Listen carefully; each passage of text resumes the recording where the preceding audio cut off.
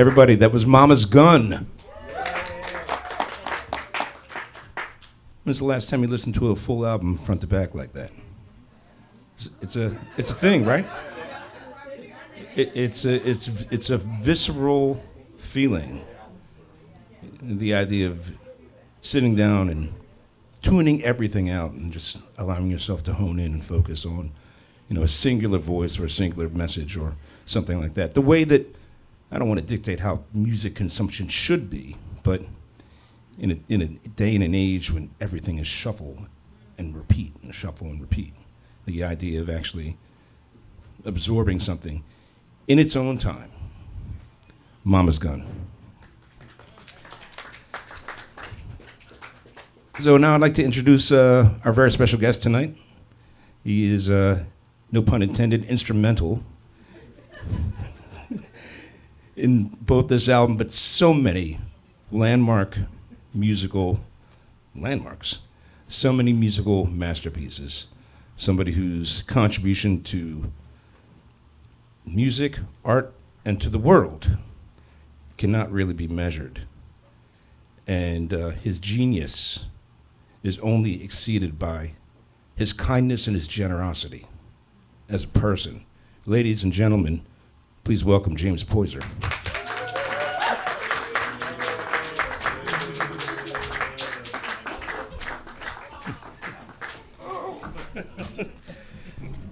You got us. We're not old, but we're seasoned. You got us seasoned guys up here trying to step up on this like we're doing.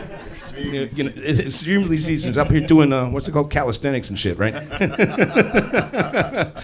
How you doing, James? I'm great, man. I'm happy to be here, man. Thanks for being here.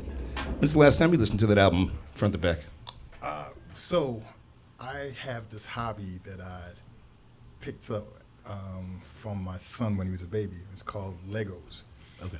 And so my idea of relaxing is putting the album on and pouring some strong water. Strong water. And then, building Legos. So I have been listening to quite a few records. Nice. Have you been building any specific landscapes, Eiffel Tower or anything like that? No, like Batmobile and grand piano. I'm working on a grand piano. Oh, nice. And it's adult Legos, not from 6 to 9. Sure. Don't insult me. Duplo, right? You had mentioned earlier that you don't necessarily always go back and listen to the work that you have done. No, I don't. It's. And I was talking to Wyatt about it, that I have this thing where I'm like, I get embarrassed and I'm like, I wish I would have done this instead of that on quite a few songs.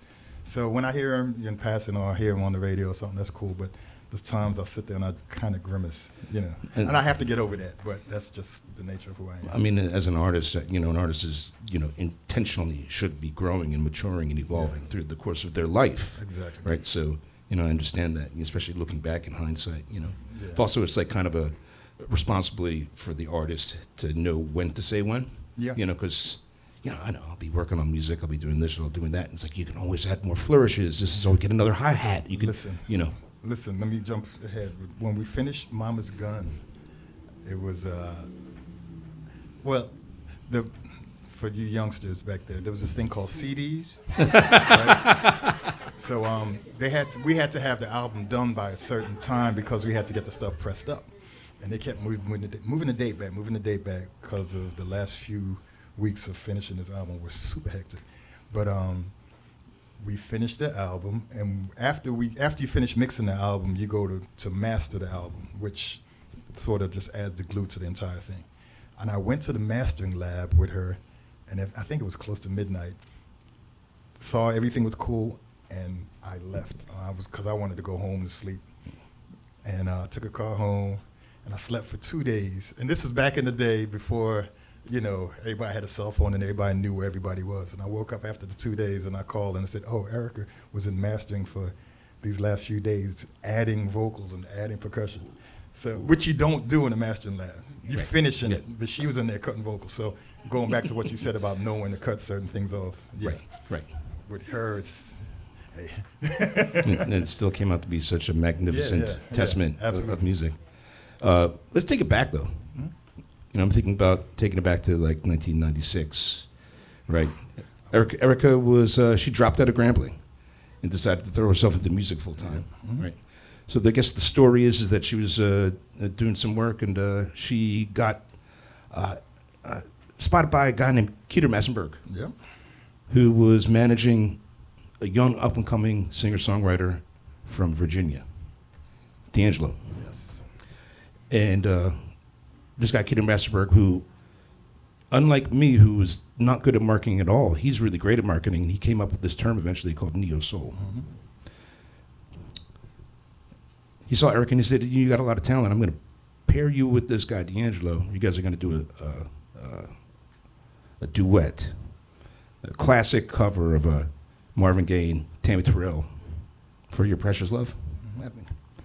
So then I guess he signed her to Universal. Through his imprint. They recorded most of the album.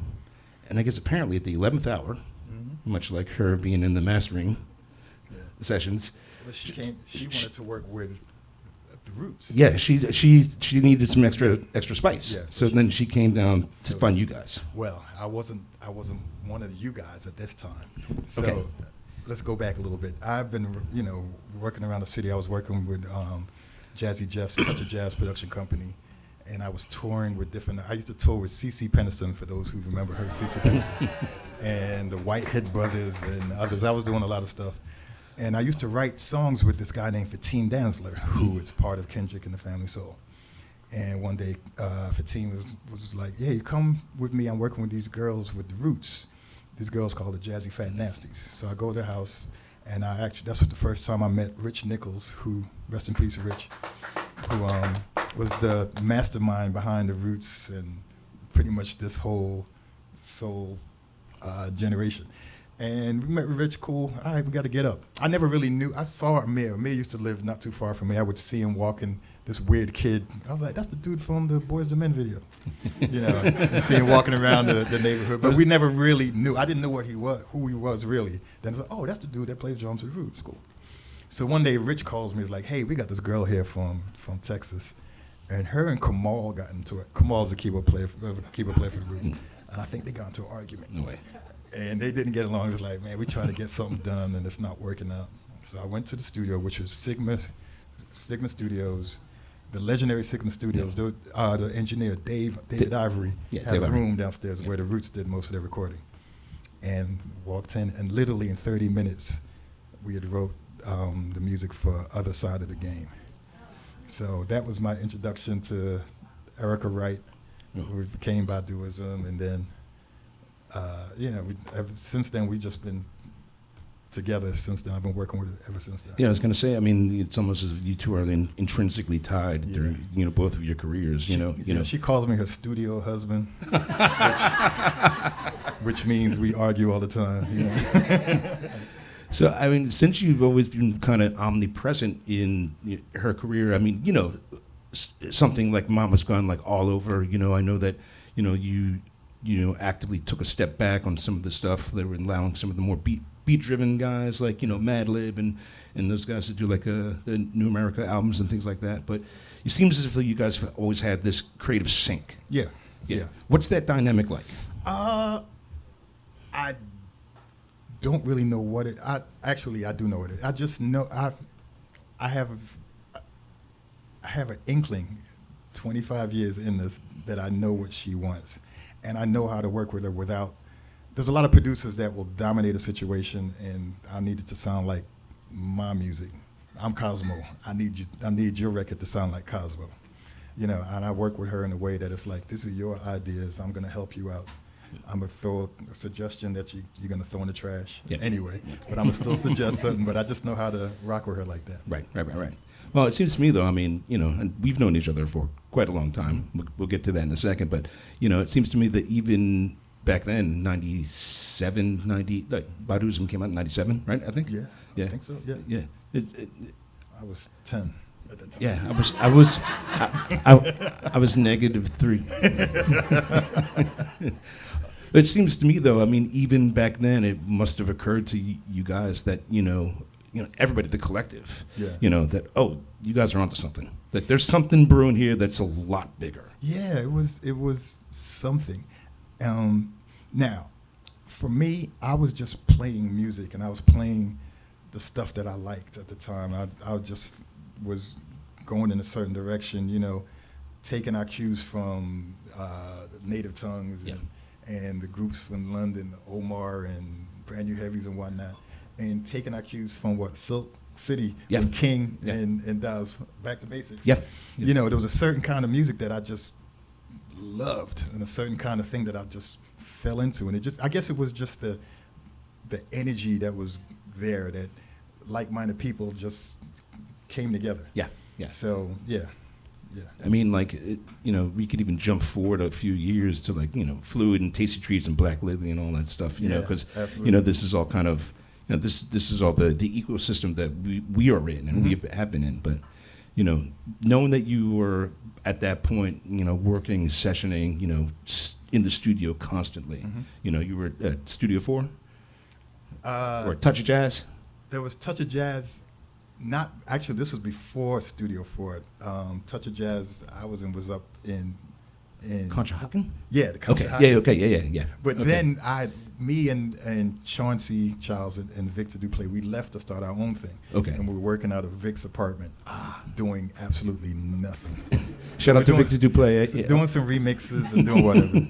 But Chauncey's mom was friends with Kenny Gamble. And Mr. Gamble knew Chauncey, knew Vic, and was like, man, tell them boys to come down to PIR. I'm doing my Gamble voice. Tell these boys to come down to PIR. So we had a room there. We had Linda Creed. I don't know if anybody knows who Linda Creed is.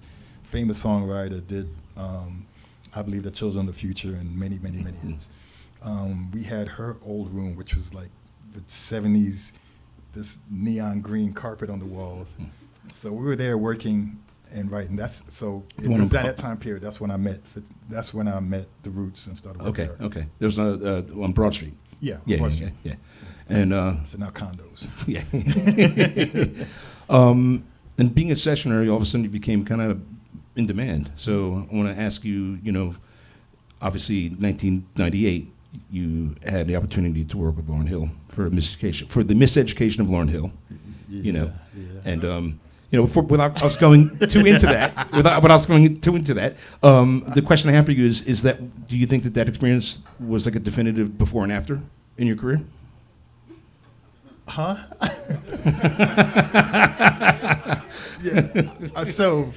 reason I'm clowning like this is just there with the Lauryn Hill. I worked on the miseducation of the Lauryn Hill album.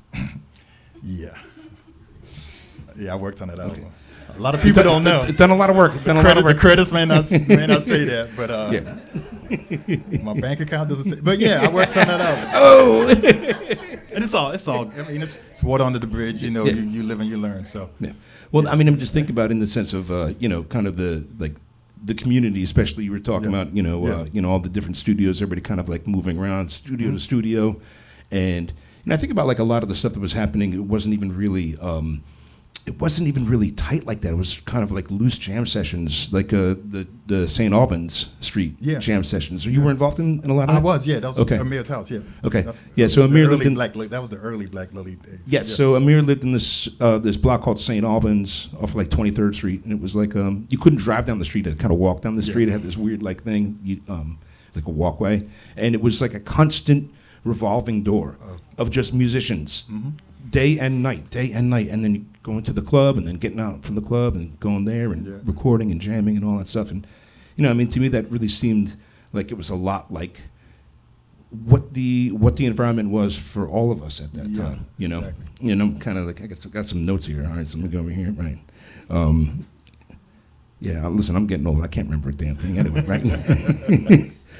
But I mean, I was thinking about like even like late '90s. Yeah, probably like late 90s. It was a birthday party for you, and it was actually the first time that I met Erykah.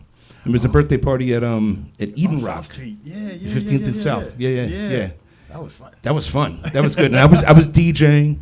Erykah performed, and it was just a jam session. And what we used to do. I mean, we wasn't like we just, all right, somebody's gonna sing, we're gonna do one of the songs. No, you're gonna write a song on the fly.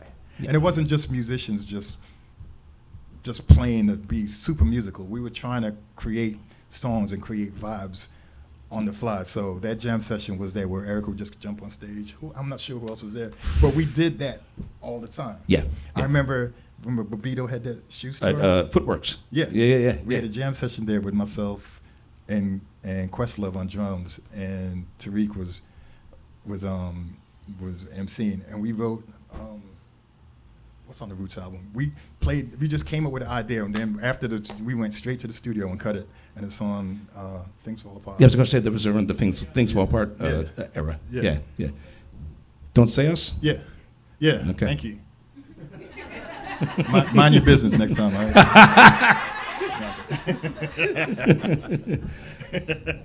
I can't remember anything, so thanks for that. Yeah. I mean, even at that time, though, I mean, like, I remember, I mean, I wasn't in the jam sessions with you guys. I'd be at the club DJing and whatnot. But, like, you could already tell that, like, you know, there was all these concentric circles. Yeah. You know, 2 degrees of separation, 3 degrees of separation, and everything was active. Everybody was moving. If it wasn't Monday night at Fluid with Rich Medina and me, it was Tuesday night at Black Lilies. If it wasn't Tuesday night at Black Lilies, Thursday at Wilhelmina's. Thursday was Wilhelmina's. If it wasn't Thursday at Wilhelmina's, it'd be Saturday with Amir at Tasty Treats. And and then that's just not even talking about all the actual jam sessions or the studio sessions. Exactly. And it was funny to me because, from my perspective, it would be interesting to watch a lot of artists come in and actually just come into the club and they'd be partying, right? And we would be playing records. And, like, I'm not saying, but, like, a lot of the stuff that we'd be playing, all of a sudden, you could kind of hear the influence going out to, like, the stuff that was being recorded, right? Mm-hmm. And then, kind of became this symbiotic relationship where they're recording records and then we're playing the records. And, and it was this very cool thing. I don't necessarily know if at that moment or that time, if we knew that, this was going to be such a sound and such a movement which would have a reverberation for decades. No, again, for me, I was just having fun playing what I felt. I was just telling them, I remember one night at Wilhelmina's, the Thursday night jam session at Wilhelmina's, small club on, was it 16th or something? 11th? 11th? Yeah. 11th in Spruce? And literally might have been 15 people in the club, just chilling, people drinking, and we were on stage just jamming, doing whatever, and it was Jill Scott, Anthony Hamilton had come down from New York to hang out with me, Music Soul Child, the Roots, and it was like all of this at this club, and everybody was, I was just saying, I don't know who was paying attention, and we were just having fun, and what kind of ticket price would that be today? Right. You know what I'm saying? Right. It's like, looking back in retrospect, seeing the intrinsic value of that from there, But like you said, we were just having fun and we were just kids. Well, we're still kids, right? You know what I'm saying?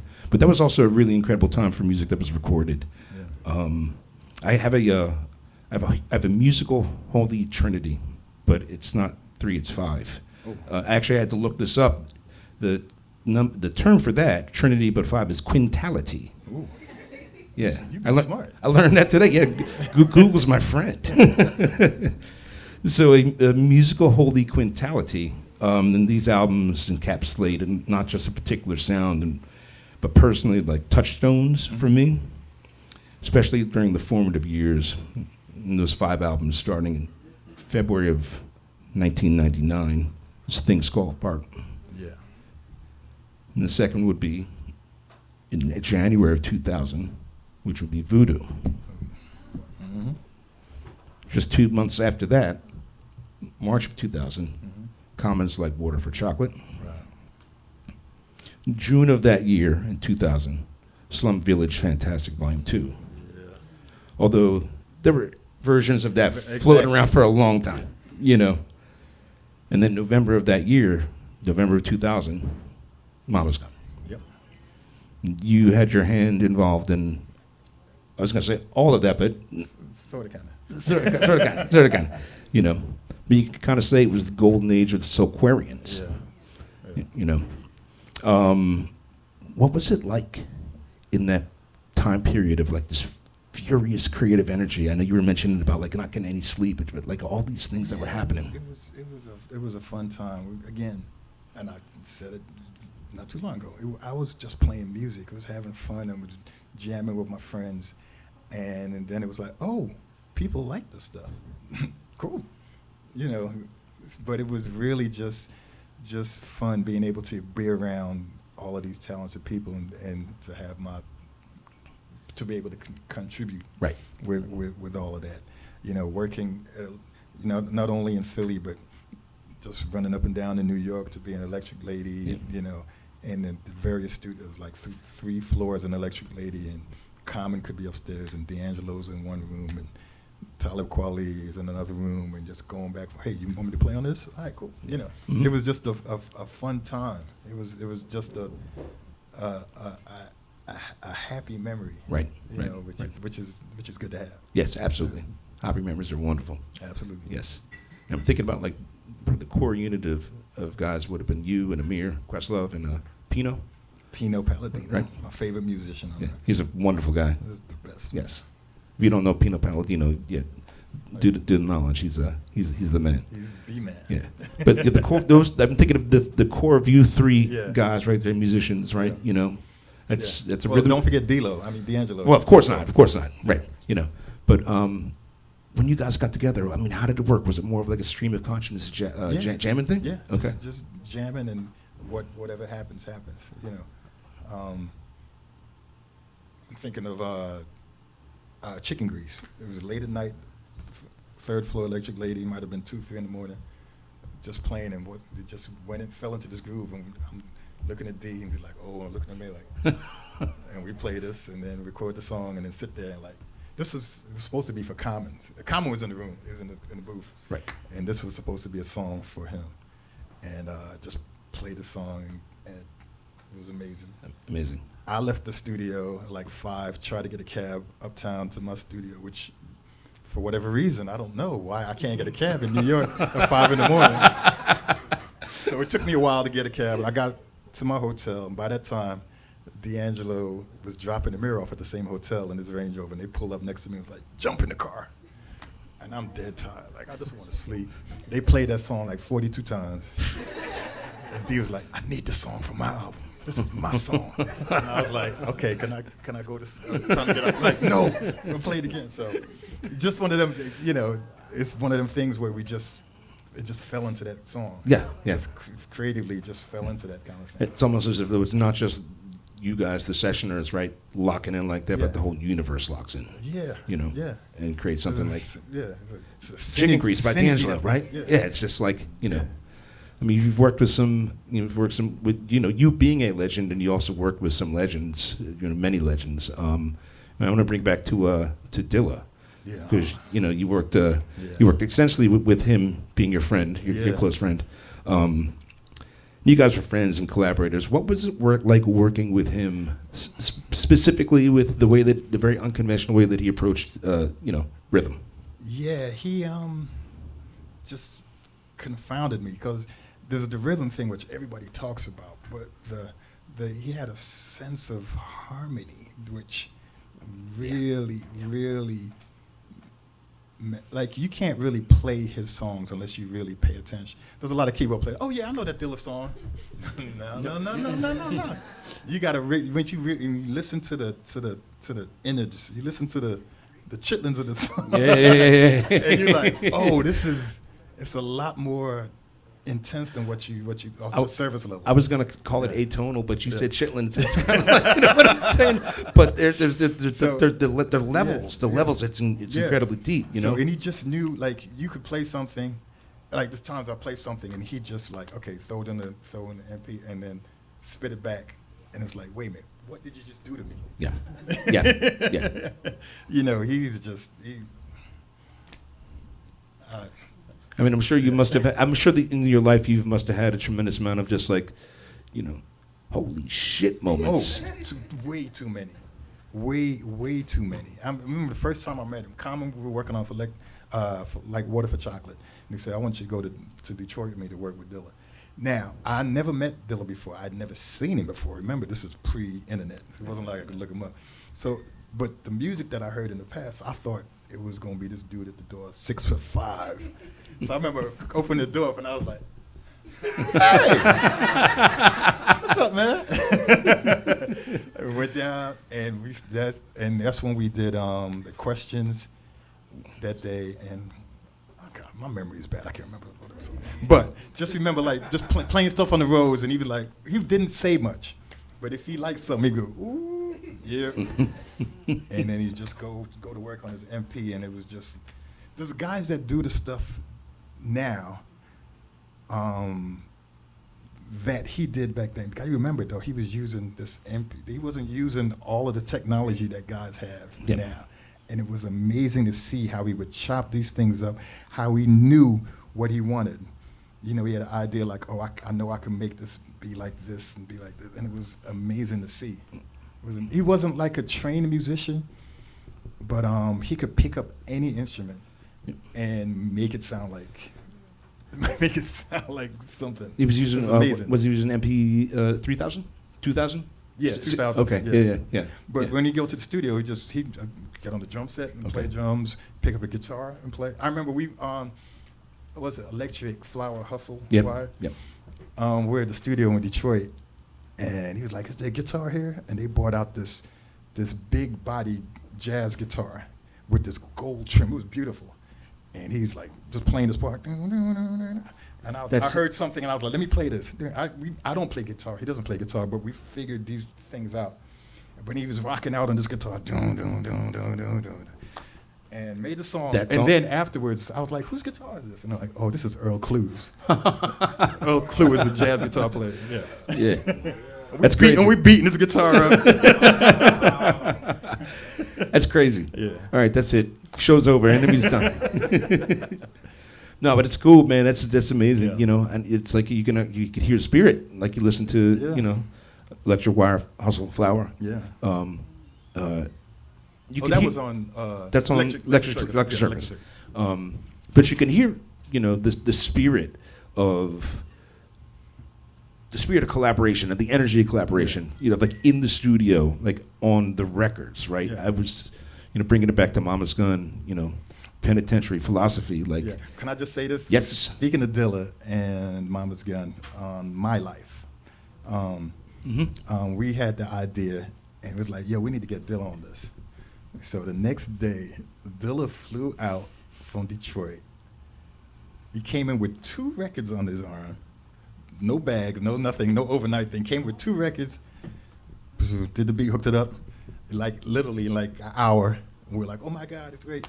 And he was out the door, back on the plane to Detroit. It was like, who is this guy? Jazzy Jeff used to tell me stories about he would fly to Philly just for like the afternoon. And then fly back. Then fly back. I think they had cheap flights then for like $35. Yeah, with cheap flights, he would fly to Philly. Jeff would meet him at the airport. They'd go parlay. They'd go into the studio. Maybe he'd go do some record digging, and he'd be back to Detroit, 8, 9 o'clock at night. Yeah. You know, I mean, it's not a long flight. You know what I'm saying? But it's just interesting though, because I mean, I also there's the story of Erykah working with him for Didn't You Know? Yeah. And so they, I guess this what I heard is that, you know, she went to Detroit and met him at his mom's house, right? And she went down into the basement where he was at his lab, right? Yeah, the lab. And said, just go to my vinyl wall and just pick something. And she went and she picked a record called Dream Flower by Erykah Badu, which is basically the DNA of Didn't You Know, you know? But he was able to kind of take that and in the sense of actually the musical partnership, like, you know, he made this beat, which is an incredible beat from this incredible sample, but then she created Didn't You Know? Yeah. You know? So, like, in the sense of you can hear the dynamic of the collaboration of the musicians in the records, you know? Like, Penitentiary Philosophy, that song comes in hard as fuck, you know? It's got very, I don't know if you guys are familiar with Betty Davis, right? You know, she's a legend. Was a legendary funk singer. Yeah. She actually married Miles Davis, and put him on to like Jimi Hendrix and Sly Stone, and turned him on for him to kind of break out his creative box and, you know, and start doing all the electric shit. You know, so respect to Betty Davis, but you know, you could kind of hear that in that song, and then I think about like this was happening. Coinciding with like a lot of the stuff that you guys were doing with Voodoo at Electric Lady. Yeah. You know? So, you know, what was it like kind of in this musical mishmash? Well, let's go if you don't mind me going back, if we want to talk about albums. I don't mind. So right after Baduism and Erykah toured, and then she put out that live album. Yes. And then she had a baby. Yeah. And then right after that, she started piecing together ideas for what would eventually be Mama's Gun. And again, we developed this relationship after working on that song, and she just said, came down to Dallas, wrote some ideas, which some of the songs turned out to be on this. So it was a period of some years where she started working and compiling ideas, getting stuff together, and then towards the end of the project, that's when we were working in Atlanta, working in Dallas, came to Philly to work, and we to finish the last couple months we were in Electric Lady, and it was just like hardcore. Now, D had finished his album by that time, because he did finish the Voodoo album, and I went on tour for 3 months with that, but I had to leave to get back because Eric was like, yo, we got to finish this up. So I left the tour after we did the U.S. tour, and then they went overseas, and I came back. And we started getting the ideas together, and then I think Pino and the Mir, because the tour had finished, and we had the ideas ready for them, and then when they came into the studio, we had the ideas already ready for them to finish up, which Penitentiary Philosophy was one of them, and some of the other records like Clever and Booty. And so forth. Yeah. And I mean, there's so much on this album, you know. It's also interesting to me because I feel as if though in this album she was really leaning into her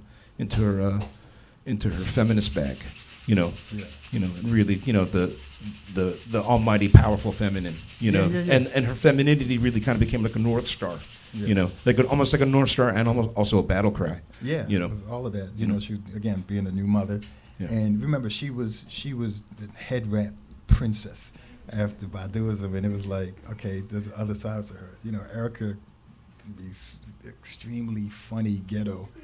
Erykah is just, you know, sister girl, and she's mother. So that whole thing was about it. Look on the cover, you know, she got a toothpick hanging out the side of her mouth without the head wrap. It was like, you know, she was showing these sides of her, you know. And vulnerable too, you know, green eyes, you know, I think with the breakup with Andre and all of that. So yeah. Also Dallas. Yeah.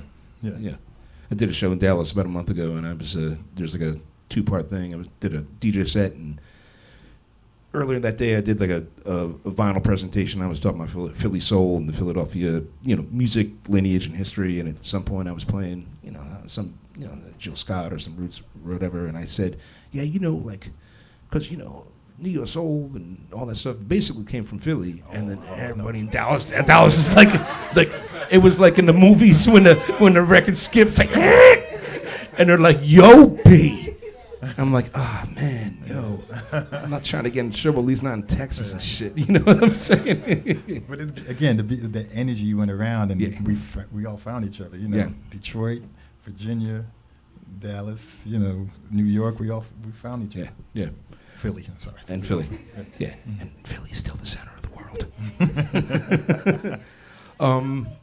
Yeah, it's funny though, also, because I was thinking, like, with in terms of influence, I mean, you know, all these albums and this sound in general, and you as a musician and you had such influence, but I think about, like, the things which influenced you guys while you were all making this, and, like, even in the sense of, like the samples that went into this album. I talk about the Erykah Badu, right? And with Bag Lady, you got the Bump Is Lament, you know. And, or we could talk about, you know, Kiss Me on My Neck. That's a sample? Listen, here's the story. So it was a sample, the Jack DeJohnette sample. Okay. You know. Yeah. Which we replayed a little differently, and then we added up another part, down. Because everything was so pushed back, you know, in terms of having to finish everything, they didn't clear the sample until the last minute. And we went to Jack DeJohnette to clear the sample, and Jack was like, yeah, you can use it. I want 100% of the song. Or else the album wouldn't have come out. It would have held the album out. Ooh. So Jack DeJohnette got Jack. 100% of the song. God bless, rest in peace, Jack Yeah. DeJohnette. I've always been a huge fan. I mean, this singer is a legend. You know, I still love it. I mean, a little business. I Yeah, get it. yeah. I get it. You know, hey, more power to you, I brother. get it, man. You know, I mean, I'm a big Steely Dan fan, but you know, Uptown, man, Uptown Baby. Yeah, You know what I'm Uptown saying? Baby story. Yeah, You know, the Uptown Baby. You know, Lord Tariq, Peter Guns. You know, like they didn't clear the song. they didn't clear the sample. The song became huge, and they didn't make any money off of it because they had to. Steely Dan was like, Steely give me get that. 100% of the You credits. saw the video where Yeah. Dan Dalface singing Uptown Uptown Baby. Upon the crown, baby. Oh man, those guys. But yeah, I mean, and even in the sense of like, you know, when I think about, is it Clever, right? Yeah. So like Clever starts, right, and you're listening to it, and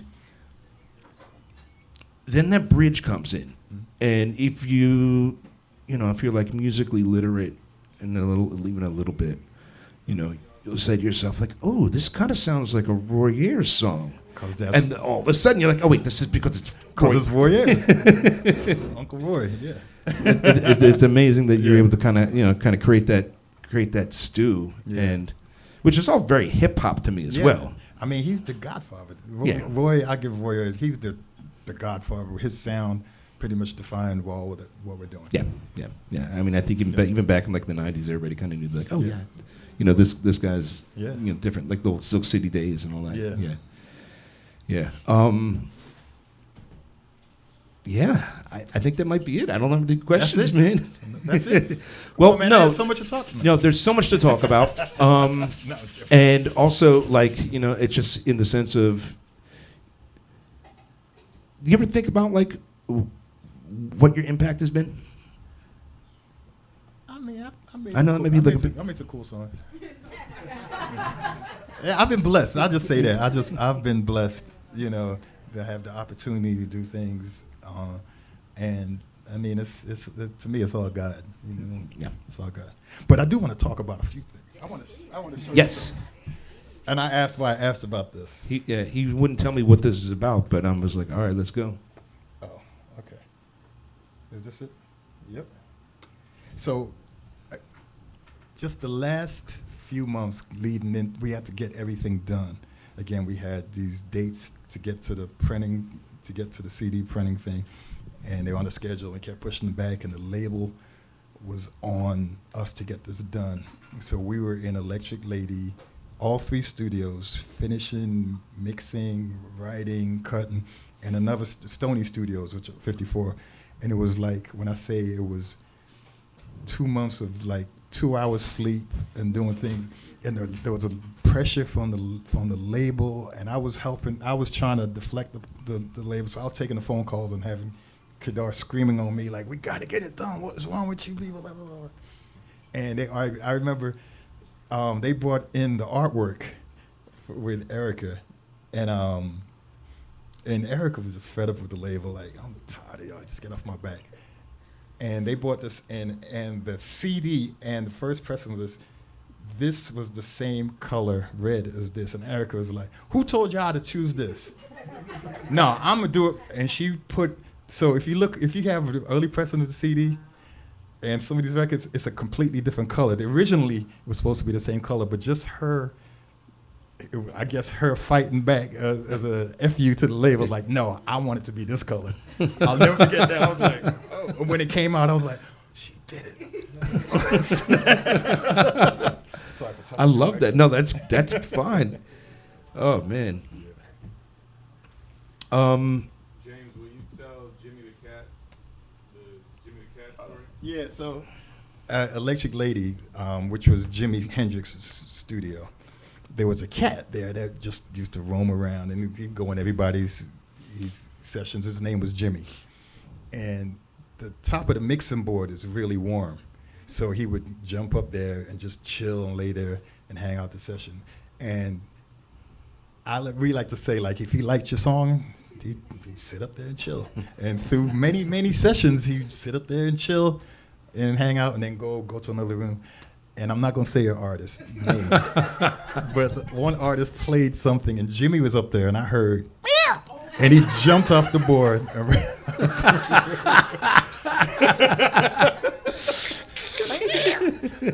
So, and I don't think the song ever saw the light of day. Good. So, I'm not going to say who. Listen, I mean, Jimmy was a better A&R than most, I guess, right? Does anybody out there have any questions? Have any questions from the audience? Is there an artist that you want to work with that you didn't have a chance to, or that was special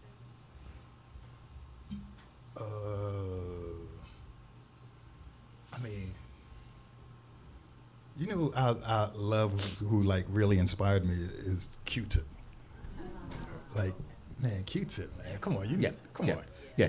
I mean, that's my boy, that's my guy, but we've never worked on any records together. But yeah, actually, no, we have written something. You take him out of the equation, but nothing ever came out. But Tip, you know, you talking about just present day or? It doesn't matter. I mean, Michael, of course, man. I don't know if I want to work. Well, the pressure of working with Michael or the pressure of working with Prince. I mean, everybody says, "Yeah, I want to work with them," but I mean, when you think about it, Yes. yeah, like there's a certain level that it has to be, and it's like, am I built for that? Are you built for that? You know. So yeah, but Michael, Prince, of course. Yeah, all of those kind of artists. Yeah. Yeah, I mean, I think of Q-Tip and specifically what they did with Trap Called Quest as well. You know, I think that also was just as much of an influence on you know, what became, you know, this. Yeah. It's not even like neo soul. It's you know, it's kind of more you know, it's a certain type of hip hop. There's a lot of music I miss growing up because my father my parents are Jamaican and my dad was a Jamaican bishop, which means at my house, listen, you can't do this, you can't do that, you can't listen to this, you can't listen to that. You know, it was that growing up. Like I would sneak in my radio and be like, listen to hip hop. But you know, there's certain things. But what I did get from listening to a lot of these old gospel records, man, like the whinings of Andre Crouch, that stuff was incredible. Yeah. You know, so, and it was very similar. So there was certain sounds in there that I went to, and I was like, I love the sound of the Rose on the Andre Crouch records. And then you look, and it was Joe Sample playing that stuff, or Greg Fillinganes, who were like heroes of mine. So having said that, there was a lot of music that I missed that when you Tribe and the Native Tongues and all the dudes were sampling, and it took, what's Eugene McDaniels? Yeah. You know, and then you go back and you look into what Eugene McDaniels or some other things that you would hear that so Tip and those guys, they taught me. Yeah, I mean, you know, in the sense of you know, the anthropology of it. Yeah. You know, being a record head, being a music head, being a DJ into samples, right? You know, it ends up being this incredibly deep but enriching rabbit hole where just like going on a record, you know, and like, you know, checking for the lineup. Yeah. So he was playing the roads, right, and then finding other records with, you know. Exactly. Remember Ken Sport? Of course, yes, Sport, the Ken Sport tapes. Yeah. You still have any? I don't think I have any tapes left, man. You but remember this? No. Oh man, Ken Sport. This guy would. I'm not as old as you. Oh. Security. Ray and I we're of the same generation. Anyway, Ken Sport was a DJ that would put out what the samples. He would put out the actual versions of what those samples was, and just the mixtape with all the stuff. he was from Tokyo. Really? Yeah, and he was like, that was like the thing. One of the things a lot of the dudes were doing. They were coming over to the U.S. and just buying a lot of records because a lot of them records people weren't checking for. Right. You know, this is early '90s. People weren't really checking for particular sounds, whatnot. So they were just going back to Japan and just stockpiling and understanding, like, you know, the value of it and being able to kind of present that in those break tapes and those sample tapes, you know. But it's funny though. I was talking about like anthropologically, you know, it's like I think about all the stuff that I'm into and all the stuff that I know, which is like, you know, a billion pieces of useless knowledge when it comes to music, you know what I'm saying? But it's all stuff that you mean so much, not just to me, but, you know, to the culture, you know.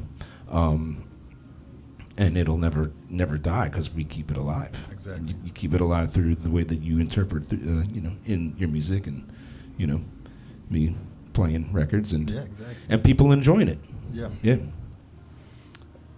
Wyatt? No. Oh. Anybody else? No questions from White. All right. I have a question.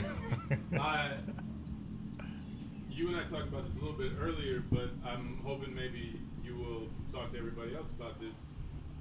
With Mama's Gun, was there an order with which you all were making the songs? Was there, this song was first, this song was last? Like, how did that lay out? No, and I didn't get to finish it, but I was saying, and Erykah says this herself, and she's had to explain this to me because I would argue with her, like, why aren't we doing it? She'd be like, listen, I like to make my albums like sandwiches.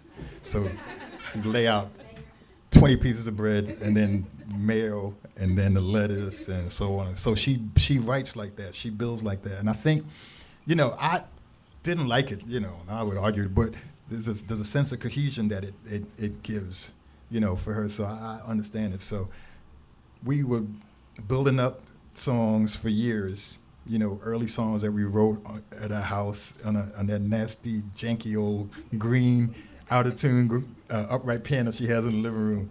When I say, I'm not saying it's nasty, but it's got melted candle wax all over it. It's just like what you would expect at Erykah Badu's house. Yeah.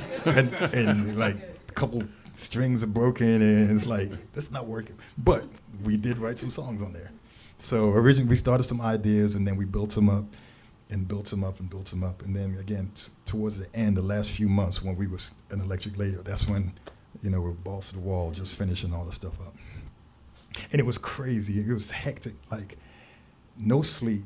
I had a full beard.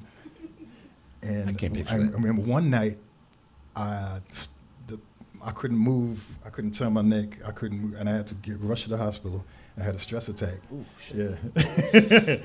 So it was. I remember like Common coming to visit, and I handed him a Post-it note like, "Save me, get me out of here." Yeah, it was. And the label breathing down her neck like, "We need to get it done." And it was just. But she kept her calm and just was like, "I'm doing it my way," and got through it. Amazing. Yeah. I think somebody back there had a question. Actually, that question, his question is sort of where I was going with my question.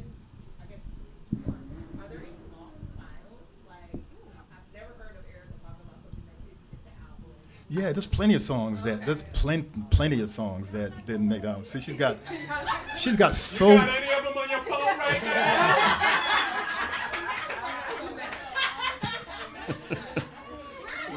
Play on. No, I don't have it on my phone, but I keep an old iPod in my car. The old. Yeah. Go get it. No. And I just have it on. I have a bunch of like just unreleased stuff. I like rated DJs libraries, and I just got stuff. And there's some stuff in there that like we've cut a Broadway show tune. No, yeah, a Broadway show tune. Like, and it's so dope. Oh shit. It's like so dope. I can't let nobody hear it. She killed me. Like Erykah will just like, she just likes stuff, and we've cut a lot of stuff. There's no way, I don't know, this is going out on the internet. She'll find me and kill me. Yeah, she'll find me and kill me. I've heard, and it's more akin to that question, which is, I've heard Erykah talk about the meaning behind Mama's Gun, where it's like, this is protection. And I've always listened to the album like that. Huh? This album is always going to be here. This is Mama's Gun. It's always going to be there for you when you need something. There's Yeah. something that you gain from this album, no matter where you are. Yeah. And that's how I listen to it talk about. And I wondered if she brought that to the songwriting and the song building process. Like, did you all know, like, that's where she was going with the layers of the album? Because when she talked about that, I was like, it makes sense. This is Mama's Gun. You're going to have this. If you're feeling blue, you got a song. If Yeah. pick you up, girl, get your ass up and pick up your bag. Like, I've always thought of the album that way, and I wondered if that went into the process as y'all were doing. Well, I would say that she probably had that, and I wasn't privy to that information because I was just like, we gotta get this done. And I'm trying to, let's go this way. And it's like, no, we going this way. Okay, we're going this way. You know, so she probably obviously knew, you know, again, me and her, we battled a bit, but of course it's her project, and my job was to help her and help her bring it out. So I was doing what was called for and what she told me to do, and you know, that's what it was. So I didn't see, until after we was done, and it was like, all right, you be smart. Yeah. Well, we'll do two more. You in the back there? Yes. I wanted to ask about Time to Waste It Mm-hmm. and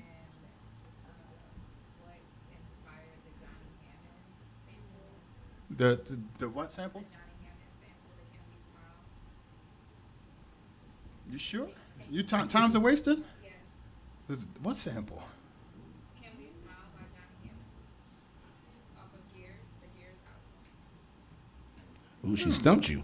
You stumped me on that one. So there was a few songs. Of course, the songs that I wrote and produced, and I was an associate producer on the album, so I was helping with the whole thing. But that was one of the songs that she cut down in Dallas with her band. But if you can hear that, dum, that's from the other side of the game. What you gonna do if you come for you? Dum, dum, dum, dum.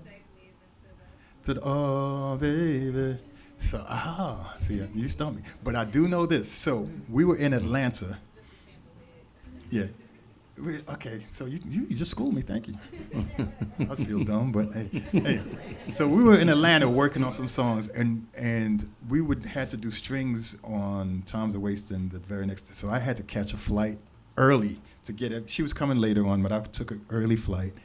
And I had to carry again, this is not Pro Tools, I had to carry the 2-inch tape through the airport, and I had to argue with the TSA. What is this? What is this? Listen, can you just put it aside? Like, it can't go through because of the magnetics.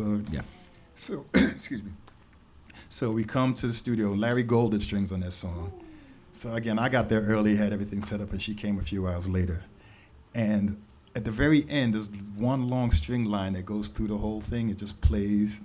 And so Larry's doing strings and he's conducting in the booth. But Erykah, at the very end of the song, she stands up and she starts conducting. And Larry's like, because everybody's watching her. So Larry's like, and he sits down and she's like, if you noticed how the strings swell and ebb and everything, she's conducting the thing through the booth. It was really beautiful because we were dead tired. And like she just did this and it was like, oh, this is beautiful. All right, I want to go to sleep now. But it was a beautiful moment. That's something I'll never forget. It was really special, her. And anytime I hear that song, I just can envision her, you know, conducting the orchestra, the string section, I should say. Amazing. Yeah. Yes, one more, my guy right here. All right, I mean, hopefully it's good enough to close it out, but like, hey, the concept is dope, so this is fire, like, thank you for doing this together. So we're sitting here talking, like, what types of albums have, like, you know, you listened to or meant something to you as you're going through your life and stuff like that. And as the one with the Stephen Marley feature comes on, I'm, like, talking about, like, how that makes me about Stephen Marley stuff. And now you're saying, too, your father's Jamaican comes in. I was just like, how does the Stephen Marley feature collab happen at that time? So I don't think he had even really crossed over as big as he did later at like dating out on it. Yeah, but see, Erykah is, I mean, look at the cover. She's very rootsy in a sense. Not talking about the band, but you know, just the colors and the hat. So she was friends with the Marleys, and she went down to, did she go to Jamaica? I think she went to Jamaica and cut that song, or it might have been Florida. I might be wrong. Again, this is not one of the ones I was involved with, but yeah, Erykah lives in that realm. She's very rootsy. Yeah, she kind of lives in between the moments, in between time, right? Yeah. Got anything you want to say before we get out of here? This is cool. You know. Thank you. This is really cool. This is really cool. I appreciate you calling. I appreciate you being, ladies and gentlemen, friends. Please make some noise for. Oh, I wasn't finished. The one and only James Poyser. Thank you, man. Thank you, man. We have a raffle for a copy of Mama's Gun. Our friends from Records Forever, right over there, my man Gabe, Records Forever. They've got a wonderful record shop up in the Fairmount district. Fairmount district, there ain't no such a thing. Fairmount neighborhood. The fuck am I saying? Fairmount District. Shit. You ain't from Philly? God damn. Yeah, that's what happens. You put me in front of a crowd at a mic. Anyway, so we have a raffle for this, and we're gonna do it. It's like a little spinning wheel type of jump off, right? Yeah, I know. My ex put me up on this. I got something good out of it at least. Shit. Did she gauge the relationship on that? Like, oh, we gotta go now. Damn. All right. So the winner is Queen Muse. Is she here? Right there. Queen Muse. Come on up. Or down. Make James sign it. Thank you so much. Thank you. But also, yeah, I was gonna say, unless you're gonna sign it, I would give it to someone else that I already have. Come on, I'm a fan fan. Absolutely. But if Y'all got, you got Venmo, Cash App. Which one you got? Okay. And here, that is fair as well. so thank you, Records Forever, and make sure to follow them on Instagram. It's at Records Forever Shop. And I'm at Cosmo Baker. We're going to be doing more of these. Like I said, the next one is August 19th. Marcus J. Moore, who's an author who wrote a book called The Butterfly Effect, How Kendrick Lamar Ignited the Soul of Black America. It's an incredible book. He'll be here, and he'll be in a discussion with my friend Karis Lamb. She used to write for okplayer.com. She was the woman behind the Mixtape Mondays sessions. So they're going to be having a conversation about the book and just about everything. And I play music and whatnot. Then in September, was it the 20th I said? The next album listening that we're doing, Cosmo Baker's Album Club. The album is going to be the final Tribe Called Quest album. We got it from here. Thank you for your service, because it's the 10th anniversary. And I'm excited to invite Jerobi as my special guest for that one. And we have a whole bunch of other really dope albums with some other pretty big names, guests coming down the line in through 2027. And as I've been saying, we started in 2025 with books. Now 2026, we're doing books and albums. 2027, the plan is books, albums, and films. So just keep it on your radar. Stay on, on the interwebs and all that shit. And thank you all for being here. All right, and make some noise once again from my man James Poyser. Thank you. Dynamite. Yes, that was great. Yeah, but